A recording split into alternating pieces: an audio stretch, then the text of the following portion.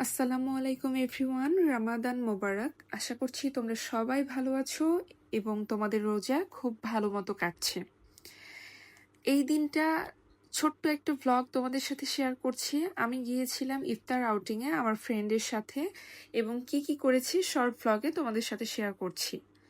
সেহরি করেছি, সেহরিতে আমি লেট করে উঠেছি। এখানে আমার খাবার মেনুতে ছিল মাটন এবং রাইস, আর কোনো কিছু খেতে পারিনি, চোখে প্রচুর ঘুম ছিল। এরপর খাওয়া শেষ করে চা বানিয়ে নিলাম। সারাদিন চা খেতে পারবো না, চা খেলাম। আর তোমরা লাগেজ দেখে সামনে কেউ জাজ করো না, লাগেজ আমি ব্যাকপ্যাক গোছাচ্ছি, যার কারণে এখানে ব্যাকপ্যাক গোছানোর জন্য আর কি লাগেজ আমি রাতে গুছিয়েছিলাম সেটাই ছিল। এরপর সকালে উঠে আমার কিছু কাজ ছিল বাইরে, আমি কাজ করে এসে শাওয়ার দিয়ে নিজে একটু রেডি হয়ে নিলাম। আজকে ফ্রেন্ডের সাথে দেখা করতে যাব। তো এখানে আমি সিম্পল একটা আউটফিট ক্যারি করেছি। তো দেখা যায় যে আমি যখনই কোথাও ঘুরতে যাই বা কোথাও যাই ফ্যামিলির সাথে ট্যুরে হলে, তো আমি ড্রেসটা একদম যে জায়গায় যাচ্ছি সেরকম রাখার চেষ্টা করি। তো আজকের দিনে আমাদের কথা ছিল যে আমরা সিম্পল একটা আউটফিট পরবো। তো আমি যে কটন পরবো এটা ও জানতো না। তো আমি কটন একটা সিম্পল ড্রেস ক্যারি করেছিলাম। আমার খুব টায়ার্ড লাগছিল, খুব দ্রুত আমি রেডি হয়ে বের হয়ে গেছি। এরপর ও তো আমার সাথে দেখা করলো। তো ওর সাথে আমার আলোচনা হচ্ছিল যে লাইফ নিয়ে আমরা কি কি করতে চাই এবং কি করব, আর সেসব নিয়ে আলোচনা করলাম। এর মধ্যে আমরা ওয়েট করছিলাম আমাদের ইফতার কখন আসবে।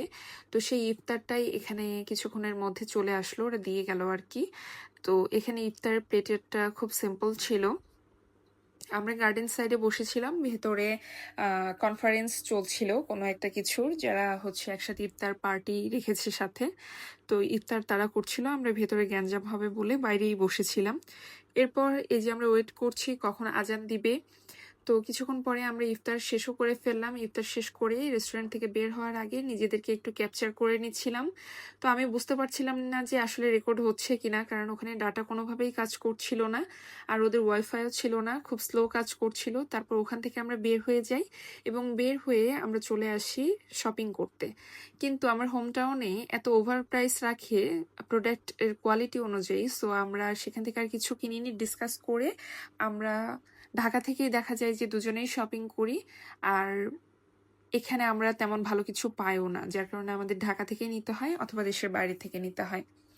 আর এখানে আমি বললাম যে আমি কফি খাবো, যেহেতু আমাদের ইফতারের পরে কোনো কফি খাওয়া হয়নি, তাই আমি আর ও চলে গেলাম কফি খেতে। এখানে যেয়ে দেখি রেস্টুরেন্টে সিম্পল একটা ডেকোরেশন করা হয়েছিল রামাদান উপলক্ষে। তো সেটাই আমি রেকর্ড করে নিলাম, আর ভালোই লাগছিল, খুব নিরিবিলি পরিবেশ ছিল, একদম রুফটপে বসেছিলাম আমরা। তো সেটাও আমরা ক্যাপচার করে নিলাম। ইন দ্য মেন টাইম আমরা কি অর্ডার করব সেটা আমরা দেখছিলাম। তো এখানে হুট করে চোখে পড়লো চকলেট শাওয়ার নামে একটা ড্রিঙ্কস। এটা কি অ্যাকচুয়ালি আমরা নিজেও জানি না, এটা নিয়ে আলোচনাও করলাম, কোথাও নামও শুনিনি। অ্যাকচুয়ালি আমি জানিই না এটা আছে কি না কোনো মেনুতে। তো যাই হোক, এরপরে এটা আমরা অর্ডার করলাম। খুবই সুইট ছিল, খেতে পারছিলাম না, আর কি আর করার, অর্ডার করে ফেলেছি, যতটুকু পারলাম খেয়ে নিলাম। এরপর দুইজন চেয়ার্স করে নিলাম। তারপর ও আমাকে বাসায় ড্রপ করে দিয়ে যায়, ওখানেও আমরা বেশ অনেকক্ষণ আলোচনা করেছি। এরপরে আমি বাসায় চলে আসি, আর এর বাসায় এসেই দেখি যে আমার একটা পার্সেল চলে এসেছে, আর পার্সেলটা আমি নিচে যেয়ে রিসিভ করে নিয়ে আসলাম। আর পার্সেলে ছিল লাগেজ ওয়েট স্কেল। আমি এটা দিয়ে আমার লাগেজ কতটুকু হয়েছে ওয়েটটা চেক করে নিতে পারবো।